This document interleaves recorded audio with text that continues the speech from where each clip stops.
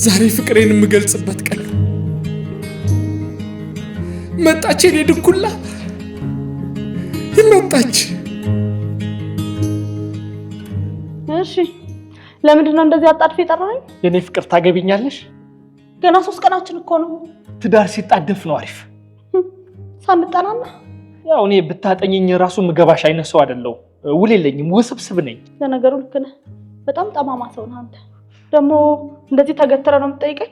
አትንበረከክም? ለመንበርከኩ ብዙ አልቸኩልም። ያው ከተጋባን በኋላ በስቃይ ማንበርከክሽ ይቀራል። እሱማ ከጠገብክ የት ይቀርልሃል? እጠብቃለሁ።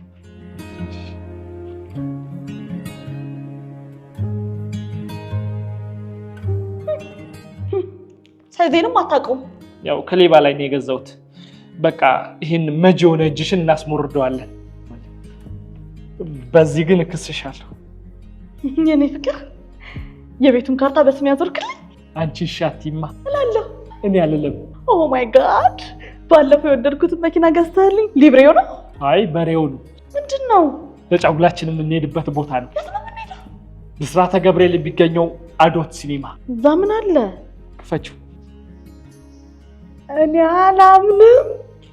አባቴ መልቲ ቲያትርን ለጫጉላችን ስጦታ ሰጠህ? አዎ፣ ዘወትር 11 ሰዓት ተኩል ላይ መልቲ ይታያል። አንተ ዓለም ላይ ካሉ ወንዶች ሁሉ ምርጡ ነህ። አገባሃለሁ፣ እወልድልሃለሁ። ላስብበት።